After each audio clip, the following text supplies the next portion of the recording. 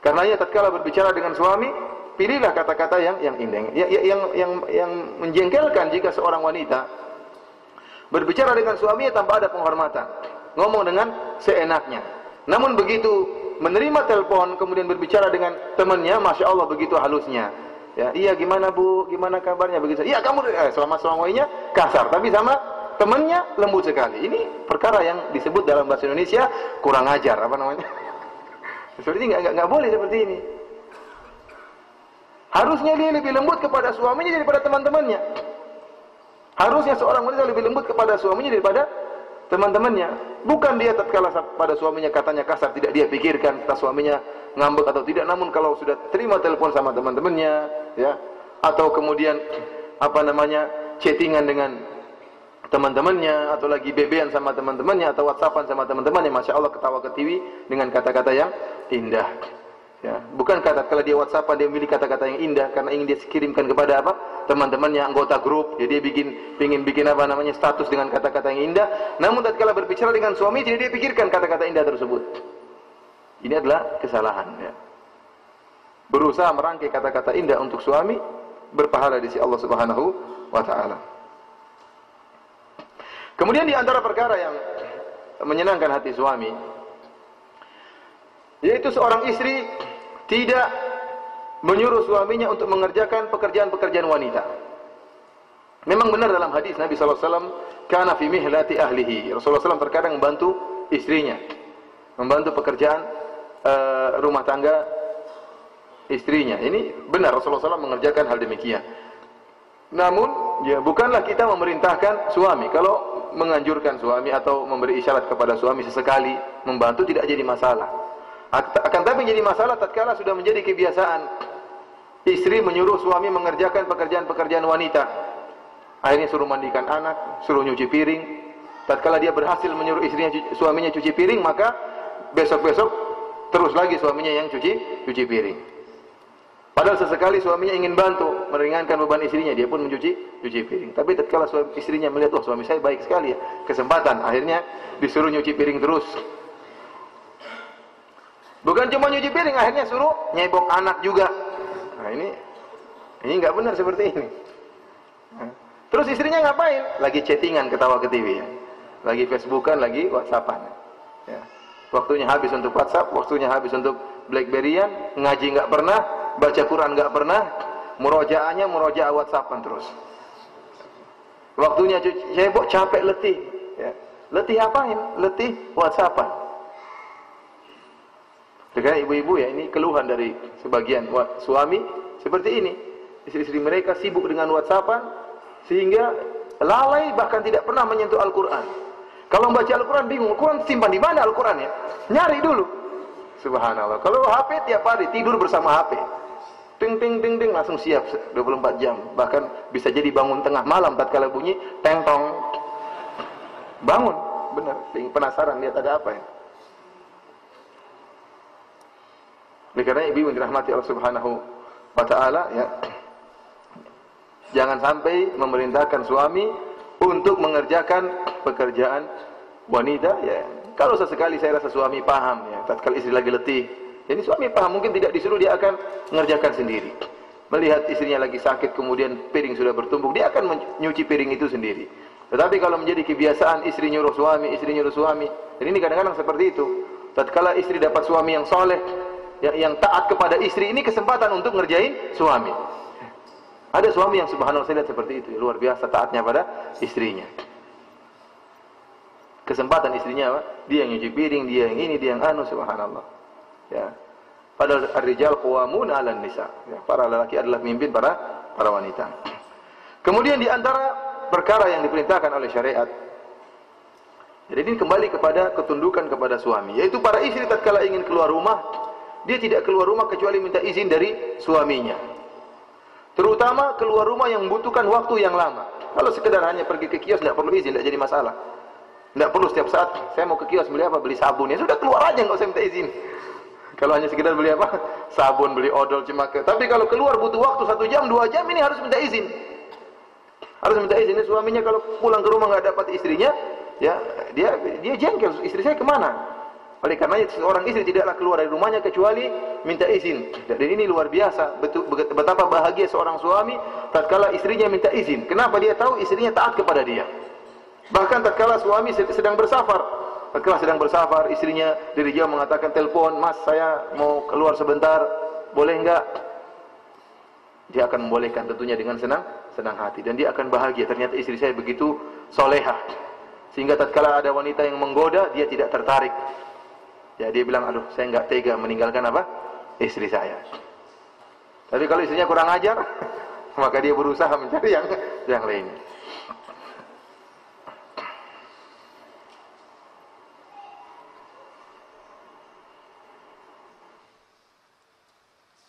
Saya ingat yang kembali kepada isu tadi, masalah apa namanya, berkata-kata yang indah ya.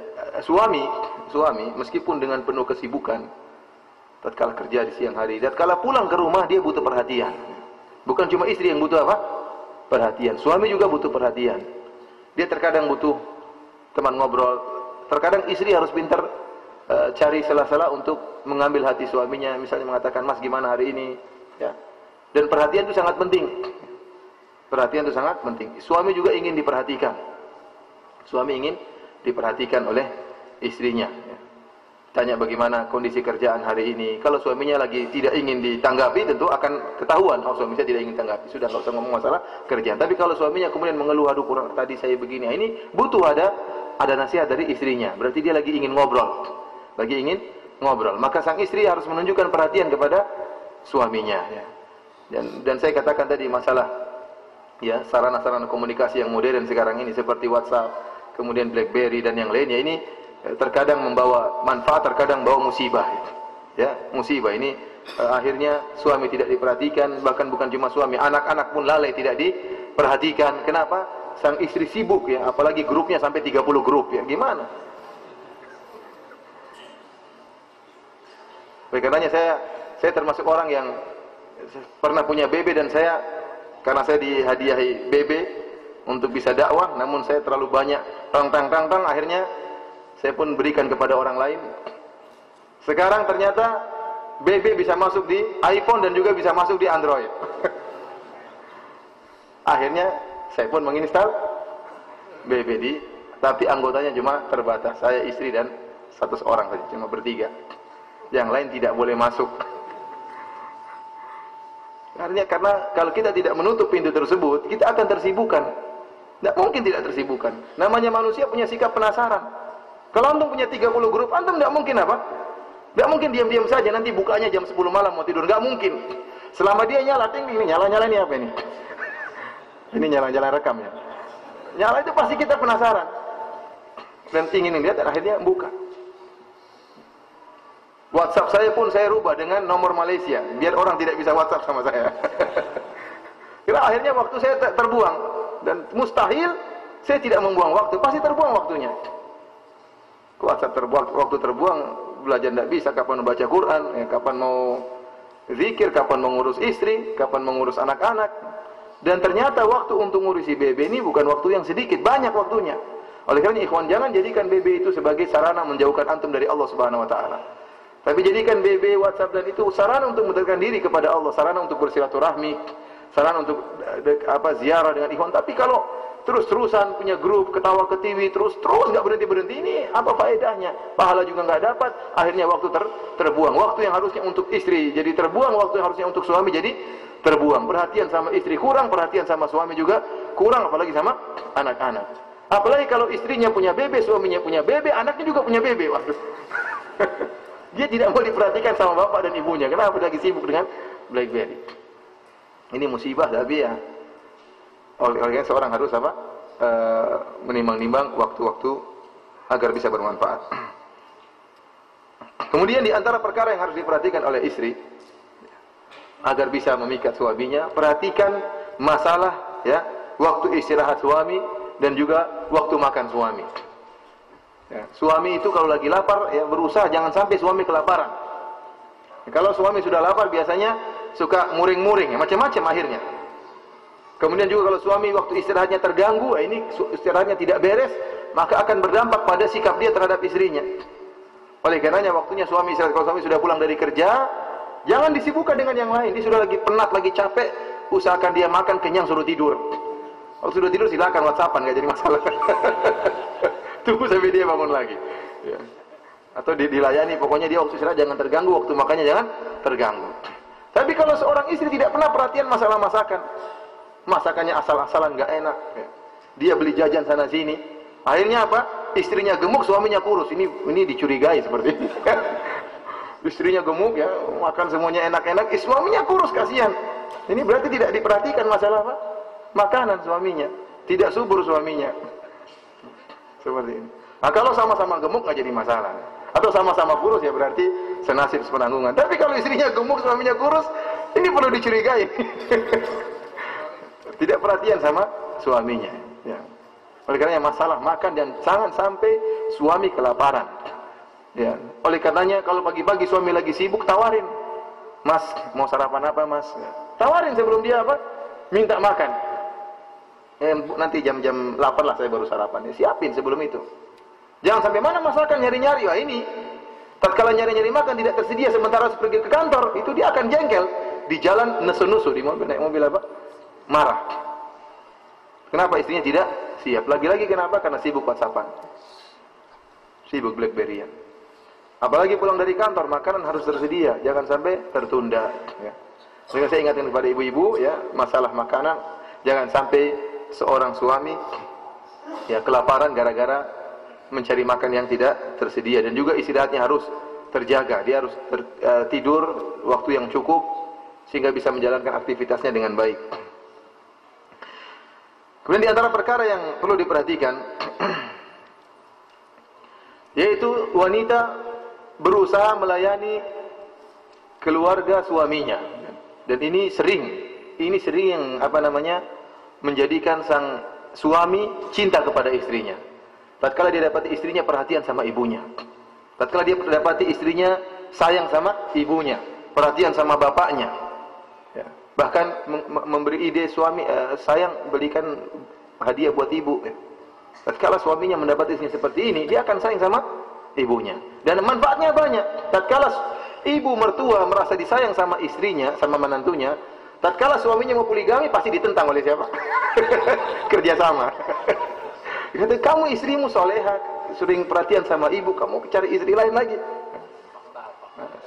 Kenyataan. Tapi kalau sebaliknya bertengkar dengan ibu mertua, begitu anaknya bilang, Bu, saya mau poligami, silakan ibu dukung. Ini kenyataan.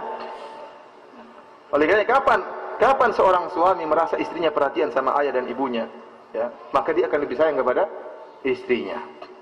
Ya, dia bisa sayang kepada istri. Saya tahu ada seorang laki, masya Allah, dia selalu ingat istri saya dulu nyuap ibu saya. Waktu bapak saya atau ibu saya sakit, dia yang nyuap. Kita saja anak-anaknya nggak pernah demikian. Tapi istri saya mau nyuapin. Ini tidak akan dilupakan oleh suami. Cintanya cinta mati kalau sudah seperti itu. Tapi kalau istrinya selalu menumbuhkan api permusuhan kepada keluarganya, ini bikin jengkel seperti ini. Dan suaminya akan mikir, saya ingin cari istri yang aman lah. Masa saya ribut terus sama bapak saya, ribut terus sama ibu saya gara-gara istri saya. Dia akan berpikir untuk menikah lagi atau mencari pengganti istrinya. Oleh karena perhatikan ibu-ibu, berusaha agar ibu-ibu punya hubungan yang baik, ya, menservis keluarga suami. Ya, ajak suami untuk berbakti kepada ibunya, ajak suami untuk berbakti kepada ayahnya. Meskipun harta kita tidak banyak, tapi ajarin suami untuk sisihkan harta, beri hadiah kepada ayah dan ibunya. Kalau kapan suaminya punya inisiatif untuk memberi hadiah kepada ibu dan ayah, dukung. Jangan sampai nggak dukung sama sekali, dukung. Kalau memang lagi kondisi dalam keadaan sulit, ya dukung, tapi mungkin hadiahnya dikurangi, tidak terlalu mahal. Tetapi intinya berusaha mendukung suami tatkala ingin berbakti kepada ayah dan ibunya. Karena tatkala terjadi cekcok antara menantu dengan ibu mertua, ini perkara yang sangat buruk dan bisa mengantarkan pada perceraian. Karena kalau seorang suami disuruh memilih, kamu milih ibumu atau milih saya? Ini milih ibu. Otomatis kalau dia berbakti kepada ibunya nggak bisa diganti. Kalau istrinya bisa diganti. Disuruh milih, kamu milih ibu atau milih saya? Ini pertanyaan yang mematikan. Tidak boleh seperti ini. Tidak boleh bilang, kamu milih ibu atau milih saya? Repot. Oleh karena kita berdoa kepada Allah Subhanahu wa taala, semoga para istri bisa menjalin hubungan baik dengan ibu-ibu mertua mereka. Dan namanya ibu mertua ya tentu terkadang atau sering cerewet, kemudian inginnya menantunya seperti itu ya. Ini sering terjadi cekcok, tidak bisa kita hindari dan tidak bisa kita pungkiri. Kenapa? Karena ibu mertua ingin menantunya menservis anaknya dengan servis yang terbaik. Atau terkadang ibu mertua membandingkan pelayanan dia dengan suaminya dibandingkan dengan pelayanan menantunya terhadap anaknya. Dia bilang, kok menantu saya kok kayak gini? Saya dulu waktu sama suami saya, ya sebelum bangun tidur sudah saya siapkan kopi, sudah saya siap. Sekarang dia, ya anak saya sudah bangun, nyari-nyari teh belum dia bikinkan juga, harus teriak-teriak, mana tehnya mana ya? Dia jengkel. Dan ini sering terjadi, apalagi kalau menantu tinggal sama ibu mertua. Karena ibu mertua akan membandingkan bagaimana pelayanan dia terhadap suaminya dahulu dengan pelayanan menantunya terhadap anaknya. Dan dia pasti ingin mengharapkan kesempurnaan, anaknya ingin diservis dengan sempurna. Padahal zaman sudah berbeda, zaman Siti Nurbaya dengan zaman berbeda, tidak repot. Sekarang dulu tidak ada WhatsApp, tidak ada macam-macam. Sekarang ada macam-macam. Banyak perkara yang bisa memalingkan istri dari melayani suaminya. Dan jika terjadi cekcok antara mertua dengan menantu, maka perlu diingat menantu berusaha untuk mengalah. Bagaimanapun itu orang tua, itu adalah ibu dari sang suami, berusaha mengambil hatinya dan harus mengalah demi kelanggengan rumah tangga. Ikhwani fillah, azani Allah wa iyyakum, para hadirin dan juga para hadirat yang dirahmati oleh Allah Subhanahu wa taala. Di antara perkara yang sangat memikat seorang suami, dan ini sangat penting, perhatikan ini ibu-ibu. Ini perkara sihir yang sangat memikat. Ya. Kita tahu bahwasanya kehidupan rumah tangga yang bahagia itu bukan rumah tangga yang kosong dari problematika. Itu jarang seperti ini. Jarang. Kebanyakan rumah tangga ada problematikanya. Bahkan rumah tangga Nabi SAW pun ada problematika. Akan tapi bagaimana seorang menghadapi problem tersebut agar tidak terus-menerus dan tidak berkesinambungan. Tetapi setiap problem harus segera diselesaikan.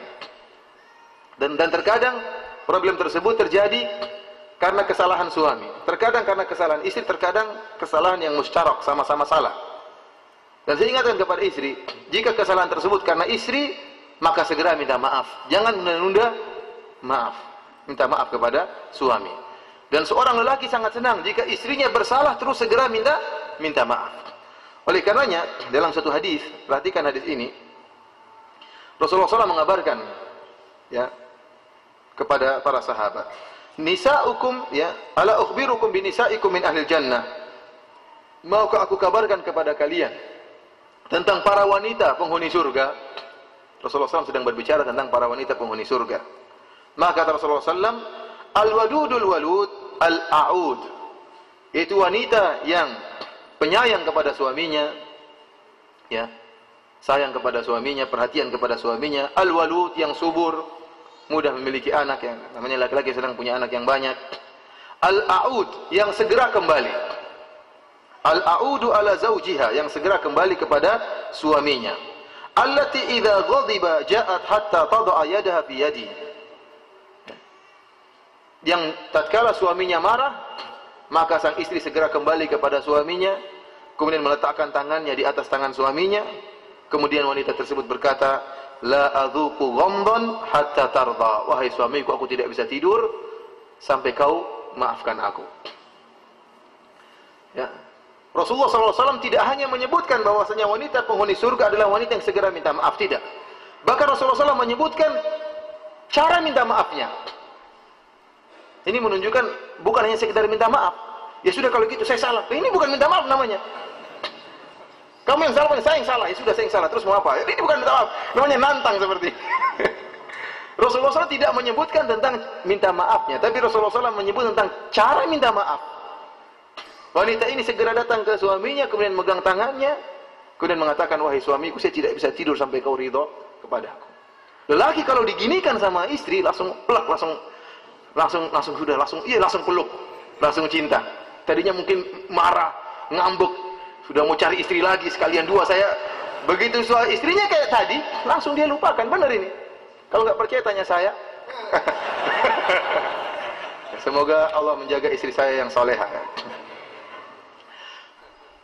Semoga ditambah kesolehannya. Ibu-ibu bilang amin ya. Demikian juga para ibu-ibu sekalian, isi daripada bapak-bapak yang hadir sekarang ini. Makanya saya katakan bahwa ini di antara sihir yang sangat menyihir seorang lelaki. Tatkala sang istri segera minta maaf dan tidak menunda-nunda minta maaf. Makanya Rasulullah mengatakan al-aud. Artinya apa? Yang segera kembali, tidak menunda-nunda. Segera kembali. Namun demikianlah sifat wanita. Sebagaimana sifat lelaki, ada keangkuhan. Kalau dia sudah salah, ya, dia enggan minta maaf. Susah untuk apa minta? Padahal sudah tahu dia salah. Dia maunya suaminya yang datang ngerengek-ngerengek minta maaf. Nah, ini tidak benar seperti ini. Istrinya yang harus minta maaf. Kalau istri minta maaf, maka suaminya langsung jatuh, langsung sayang. Dia tahu istrinya wanita yang solehah. Yang salah segera minta maaf.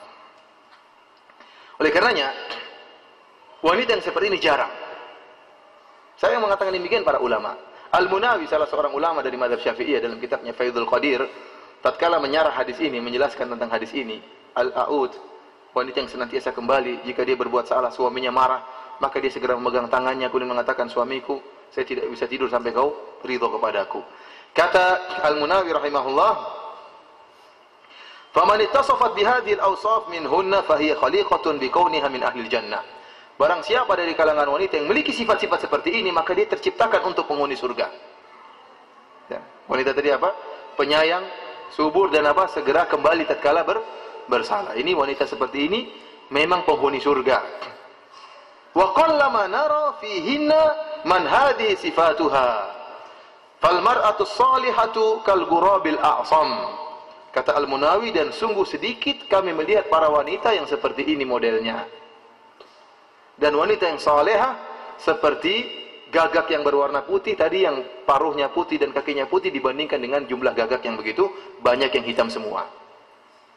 Oleh karenanya berusaha para wanita untuk termasuk dari wanita seperti ini, para istri, agar menjadi wanita yang salehah, yang dijamin masuk surga oleh Nabi sallallahu alaihi wasallam, yang sayang kepada suaminya, perhatian terhadap suaminya, dan jika bersekala segera kembali, ya, segera minta maaf kepada suaminya. Ikhwani fillah azanillahu wa iyyakum, di antara hal yang perlu diperhatikan oleh seorang istri agar bisa memikat hati suaminya, sambutan kepada suami dengan sambutan yang indah. Tatkala suaminya hendak pergi kerja misalnya, apalagi hendak bersafar, maka dia pun mengantar suaminya sampai ke pintu hendak pergi. Maka dia pun mencium apa? Tangan suaminya.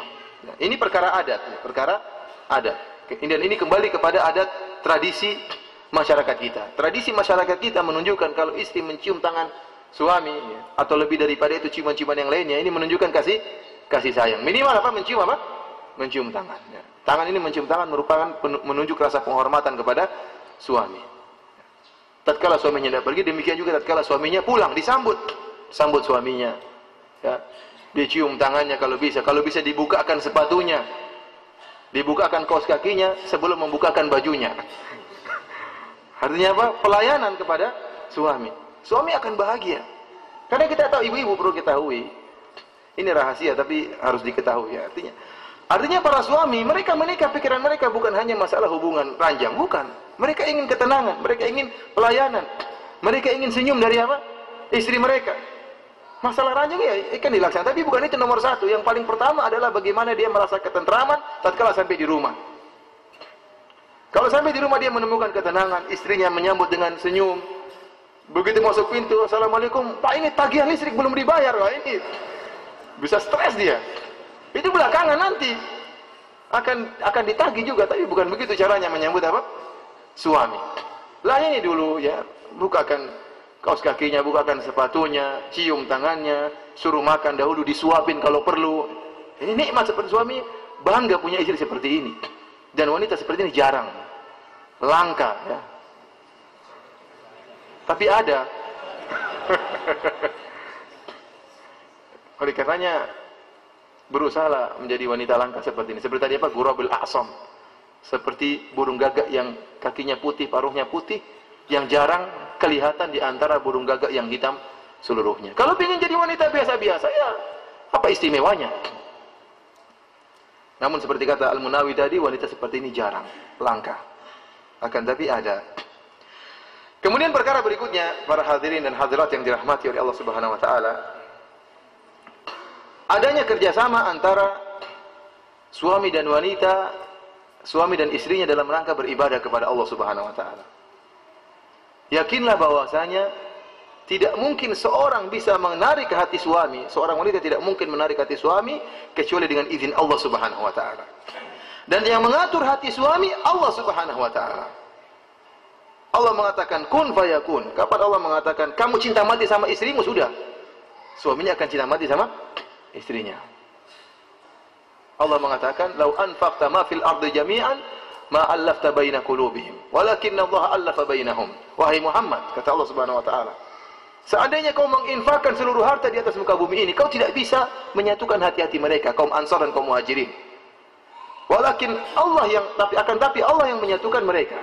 Masalah seorang suka dengan yang lainnya, merasa tentram dengan orang lain, yang ngatur hatinya siapa? Allah Subhanahu wa taala. Oleh karena seorang istri kalau ingin suaminya cinta sama dia, berdoa kepada Allah Subhanahu wa taala, minta kepada pengatur hati manusia.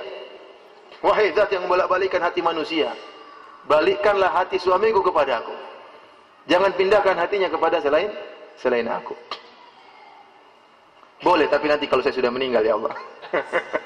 Artinya masalah hati adalah yang menentukan Allah Subhanahu wa taala. Jika seorang wanita minta kepada Allah agar suaminya cinta kepada dia, mudah bagi Allah kabulkan. Tinggal bagaimana dia bertakwa kepada Allah. Ya, dia menjaga dirinya tidak bermaksiat kepada Allah Subhanahu wa taala. Ketahui seluruh maksiat yang dilakukan oleh suami ataupun istri, maksiat apapun, itulah yang mengantarkan kehidupan kesengsaraan dalam kehidupan rumah tangga. Maksiat apapun pasti ada pengaruhnya dalam kehidupan rumah tangga. Pasti menimbulkan cekcok dalam kehidupan rumah tangga.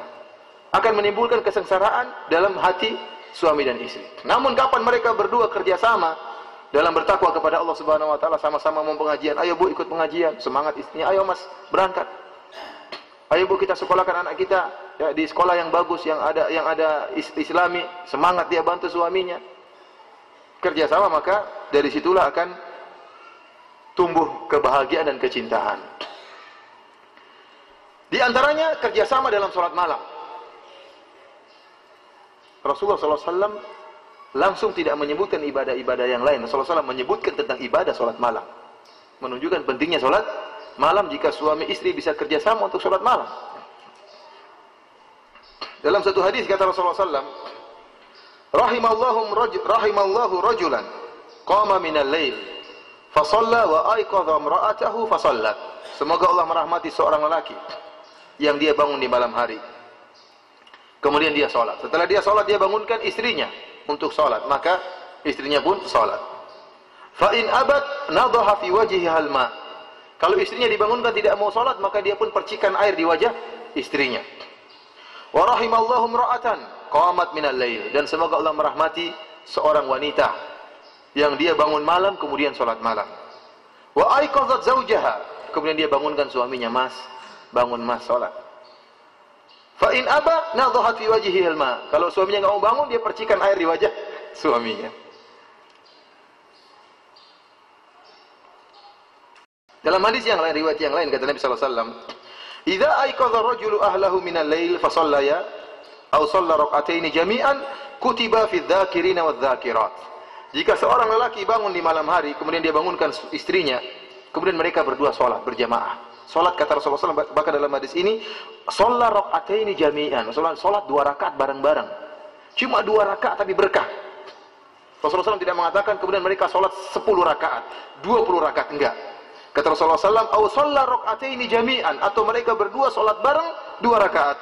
Kutiba fi dzakirina wadz-dzakirat. Maka keduanya suami istri ini akan dicatat termasuk para lelaki yang sering mengingat Allah dan para wanita yang sering mengingat Allah, yang mereka berdua akan dijanjikan surga oleh Allah Subhanahu wa taala.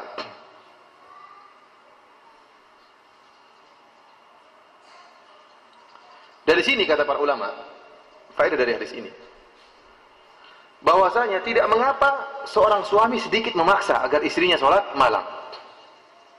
Makanya diibaratkan dengan apa? Memercikan air di wajah istrinya. Ini berarti ada sedikit pemaksaan, tidak membangun. Percikan air, tidak bangun lagi. Tidak bangun lagi. Artinya ada sedikit pemaksaan. Ini dibolehkan dalam syariat. Karena namanya tidur itu nikmat. Tidur itu apa? Nikmat. apalagi musim hujan, apalagi dingin, AC lagi nyala, lagi ngantuk-ngantuknya, apalagi tidur kemalaman. Ya, kemudian dengan berselimut, wah, sulit dibangunkan ini. Lebih lezat daripada makanan yang enak. Tidur itu lebih lezat.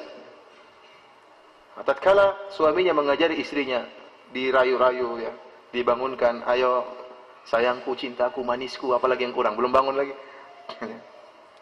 Kamulah satu-satunya, nggak bangun juga. Saya mau poligami, langsung bangun. Ciprotin air ya, ciprotin air biar bangun. Bayangkan bagaimana kalau suami istri bisa sholat bareng 2 rakaat, pahalanya luar biasa. Kata Nabi SAW, kutiba fi dzakirina wa dzakirat. Wa dzakirina Allah katsiran wa dzakirat a'adallahu lahum maghfiratan wa ajran kabira. Kata Allah Subhanahu wa taala bahwasanya orang-orang yang mengingat Allah, para lelaki yang mengingat Allah dan para wanita yang mengingat Allah, maka Allah akan siapkan bagi mereka ampunan, ya, ampunan dan juga ganjaran yang besar, masuk surga. Kemudian para ikhwan yang dirahmati Allah Subhanahu wa taala, di antara fikih hadis ini, boleh sesekali suami istri salat berjamaah. Ini boleh. Oleh karenanya kita dapati dalam asalnya salat-salat sunnah, asalnya salat-salat sendiri, tidak berjamaah kecuali yang ada syariatnya berjamaah. Contohnya seperti salat istisqa, ya. Contohnya seperti salat gerhana, ini berjamaah. Salat tarawih ini berjamaah, tapi asalnya masing-masing salat sendiri.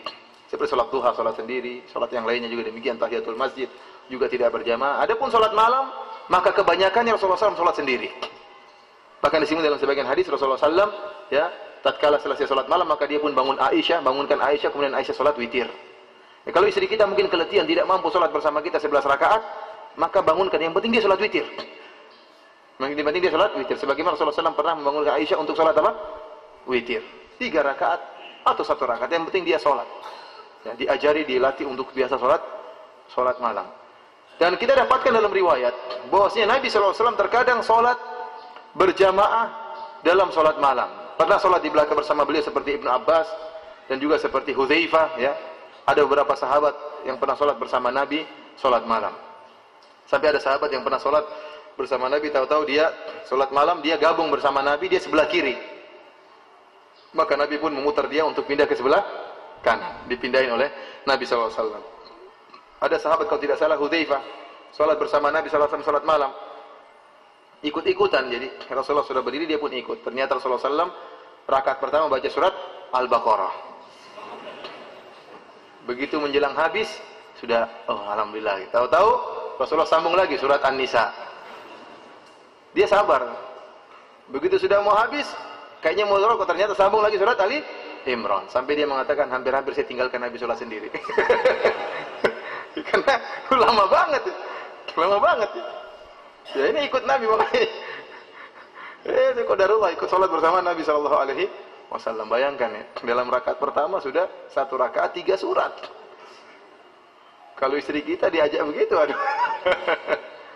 Mau sholat, mas, jangan panjang-panjang ya. Iya, iya. Oleh karenanya boleh seorang suami dan istri sholat bersama, boleh. Ya. Seminggu berapa kali nggak jadi masalah, dan ini diperbolehkan. Sebagaimana Nabi SAW, sebagaimana juga dalam hadis ini, fasallaya jami'an, keduanya sholat bersama. Sungguh indah. Di antara sunnah tatkala kita masuk di malam pertama, kita sholat 2 rakaat. Ya atau tidak? Antum dulu ngerjain nggak sholat 2 rakaat sebelum di malam pertama? Lupa apa nggak tahu? Nggak tahu sunnahnya sholat apa? Bareng. Nggak tahu. Nah, itu dilanggengkan. Ya, dilanggengkan sholat malam bersama istri. Ketahuilah kebahagiaan dari Allah Subhanahu Wa Taala. Kalau kehidupan rumah tangga dibangun atas berta'awun, kerjasama dalam mengingat Allah Subhanahu Wa Taala, maka Allah akan berikan kebahagiaan. Itu sudah jaminan. Kapan salah seorang dari suami atau istri, ya, orientasinya adalah dunia, maka sulit untuk meraih kebahagiaan. Ya. Jadi jangan lupa untuk sholat malam bersama. Kemudian di antara perkara yang perlu diperhatikan suami istri, yaitu para istri tidak membuka rahasia suaminya. Namanya kehidupan rumah tangga, pasti istri mengetahui rahasia-rahasia suami, sebagaimana para suami juga mengetahui rahasia-rahasia istri. Allah Subhanahu wa taala berfirman, "Hunna libasul lakum wa antum libasul lahun." Mereka para wanita adalah pakaian bagi kalian wahai para lelaki. Sebagaimana kalian wahai para lelaki adalah pakaian bagi istri. Namanya pakaian itu Allah membuat kiasan. Namanya pakaian adalah kain yang kita gunakan untuk menutup aurat kita. Untuk menutup apa? Aurat kita. Artinya apa? Para istri adalah pakaian bagi kita. Dia mengerti seluruh seluk-beluk kita. Seluruh aurat kita dia ngerti. Apa yang terjadi dia ngerti. Oleh karenanya, segala perkara yang terjadi dalam rumah jangan sampai keluar. Jangan sampai keluar, hati-hati. Seluruh pembicaraan dalam rumah jangan sampai keluar dari rumah. Orang lain tidak perlu tahu. Keluarga nggak boleh tahu, mertua nggak boleh tahu, itu bicara antara kita berdua. Jangan keluar. Terjadi cekcok, terjadi masalah, jangan sampai keluar rumah berita tersebut. Olehnya di antara bencana kalau seorang suatu rumah tangga punya pembantu yang kurang ajar. Pembantu ini sering dengar apa namanya? Majikannya cekcok, akhirnya cerita keluar, ngerumpi di antara para pembantu. Akhirnya tersebar di mana-mana. Di antara rahasia yang harus dijaga, ya, masalah ranjang ini tidak boleh diceritakan. Haram bagi seorang wanita menceritakan tentang masalah ranjang. Jangankan masalah bagaimana berhubungan suami saya kalau berhubungan demikian ini haram hukumnya, tidak boleh. Demikian juga tidak perlu menampakkan ya kamar tidurnya kepada orang lain, tidak perlu. Kalau terima tamu di ruang tamu tidak perlu ngajak kemana kamar tidur. Mungkin ada perkara-perkara yang suami tidak ingin orang lain lihat. Dia tidak ingin ibu-ibu yang lain melihat apa? Kamar tidurnya. Sementara istrinya bangga, tuh lihat kamar tidur saya, sini lihat. Di sini ini ada apa namanya? Macam-macamnya, ada lampu-lampunya, ada lampu terang, lampu gelap, lampu tengah terang, tengah gelap, lampu remang-remang. Kalau jam sekian saya lampu terang, kalau jam sekian lampu gelap. Kalau jam sekian remang-remang, kalau sudah ngorok saya lampu gelap. Ini enggak perlu diceritakan seperti ini. Kenapa? Karena banyak hasad ya ikhwan, ibu-ibu. Namanya wanita itu hasad, hati-hati. Ngajak seperti dia hasad sama, apalagi cerita, oh suami saya, Masya Allah perhatian. Enggak perlu cerita. Karena dia akan hasad. Dia akan, oh suami saya kok seperti ini. Kalau sudah hasad, khawatir kena ain, kena macam-macam. Ya. Oleh karenanya yang berupa-rupa rahasia jangan diceritakan sama orang lain. Termasuk kamar tidur tidak usah ditambahkan sama orang lain. Terima tamu di ruang tamu, kecuali orang-orang yang benar-benar kita yakini amanahnya. Ya. Adapun setiap wanita kita ajak ke kamar tidur kita, ini tidak benar. Tidak benar. Ya. Kalau kamar tidur saja kita berusaha menutupi, apalagi kalau berbicara tentang hubungan. Kalau hubungan ini perkara yang diharamkan oleh syariat. Kemudian perkara yang juga memikat hati suami adalah sifat qanaah, menerima. Sifat qanaah. Tidak banyak menuntut kepada suami, mengerti kondisi suami. Kalau suami lagi dapat rezeki banyak tidak jadi masalah, dia minta suamiku beli ini beli anu. Tapi kalau suaminya lagi pas-pasan maka jangan dia menuntut, dia mengerti kondisi suami. Lihatlah bagaimana Asma bintu Abi Bakar radhiyallahu taala anha yang hidup susah bersama Zubair bin Al-Awwam radhiyallahu taala anhu. Az-Zubair bin Al-Awwam radhiyallahu taala anhu adalah seorang sahabat yang sangat mulia. Yang tatkala dalam perang Uhud Nabi sallallahu alaihi wasallam pernah berkata, "Inna likulli nabiyyin hawariyan wa hawariyyi Az-Zubair bin Al-Awwam." Sungguhnya setiap nabi ada penolongnya dan penolongku adalah Zubair bin Al-Awwam. Tatkala sebelum terjadi perang, Zubair bin Al-Awwam mengadakan duel dengan seorang kafir dan akhirnya dibunuh oleh Zubair bin Al-Awwam. Tatkala itu Nabi sallallahu alaihi wasallam memuji Zubair bin Al-Awwam radhiyallahu taala anhu. Disebut dalam hadis Asma binti Abi Bakar, yaitu putrinya Abu Bakar, saudarinya Aisyah. Dia mengatakan, "Tazawwajani Zubair wa ma lahu fil ardi malun wala mamlukun. Ghairu nadhihin wa ghairu farasihi." Aku dinikahi oleh Zubair bin Al-Awwam, orang yang saleh. Dan Asma juga wanita yang salehah. Para sahabiyah dengan sahabi. Sementara Zubair ini miskin, tidak punya apa-apa. Tidak punya tanah, dia tidak punya harta, tidak punya budak, tidak punya pembantu, tidak punya apa-apa. Hanya saja dia memiliki ya seekor onta dan seekor kuda. Qalat, kata Asma binti Abi Bakar, "Fakuntu a'lifu farasahu wa aqfihi mu'natahu wa asusuhu wa adukun nawa linadhihi wa a'lifuhu wa astaqil ma'a wa akhruzu gharbahu." Inilah pekerjaan yang dikerjakan oleh Asma. Asma binti Abi Bakar wanita saleh, dia kerja untuk membantu suaminya. Dia mengatakan, sayalah yang memberi makan kepada kudanya, mengurus kudanya. Saya yang mengurus kudanya, ada keperluan kudanya saya yang urus. Saya yang istilahnya menggembalakan kudanya. Ini kalau butuh makan saya bawa kemana. Dan saya yang menumbuk biji-biji untuk dibuat untuk jadi makanan apa? Hewan ternak tersebut, kuda tersebut, untuk ontanya dan juga untuk kudanya.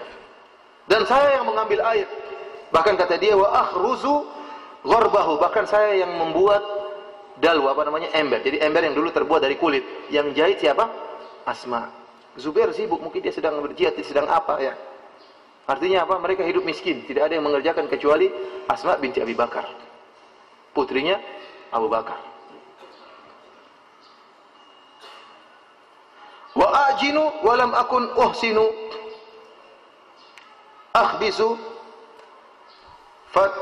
fatakhbizu li jaratun li minal ansar wa kunna niswata sidqin. Saya juga membantu suamiku untuk membuat adonan roti. Akan tapi kata Asma, saya tidak pandai buat roti. Akhirnya yang bikinkan tetangga-tetangga untuk buatkan roti buat keluarga mereka. Tapi saya yang bikin apa? Adonannya. Wa kuntu anqulu nawa min ardi Zubair allati aqta'ahu Rasulullah sallallahu alaihi wasallam ala ra'si. Wa hiya thulutha farsakhin. Dan ada tanah yang itu pemberian dari Nabi kepada Zubair. Tanah tersebut bisa diambil manfaatnya, namun bukan milik Zubair bin Awwam. Di situ ada hasil biji-bijian. Kata Asma, saya pergi ke kebun tersebut. Jaraknya 2/3 farsah. 1 farsah itu 3 mil. Kalau 2/3 berapa mil? 2 mil. 1 farsah 3 mil. Kalau 2/3 farsah 2 mil. Dan 1 mil sekitar 1,6 km, 1,8 km. Berarti kalau 2 mil berapa? Sekitar 3 kilo lebih. 3 kilo lebih. Asma binti Abi Bakar pergi ke sana ngambil biji-bijian yang diangkat di atas kepalanya, jalan kaki. Ya, tidak ada bluebird di sana gitu. Jalan kaki. Maka suatu saat Asma sedang berjalan, falaqiyani Rasulullah sallallahu alaihi wasallam wa ma'ahu nafarun min ashabihi fada'ani. Maka tatkala sedang berjalan tiba-tiba saya ketemu dengan Nabi dengan sebagian sahabat. Maka Nabi pun memanggilku. Kemudian Nabi berkata, Rasulullah SAW menyuruh ontanya untuk tunduk. Untuk apa? Duduk. Agar onta tersebut dipersilahkan agar Asma naik ke atas onta tersebut supaya tidak jalan kaki. Karena berat kan kata Pak? Bukan 500 meter. Angkatnya berapa kilo tadi? 3 kilo. Jauh ini. Di atas kepala. Ini wanita penghuni surga seperti ini. Ya, membantu apa? Suaminya. Mikul barang untuk dibawa ke rumahnya.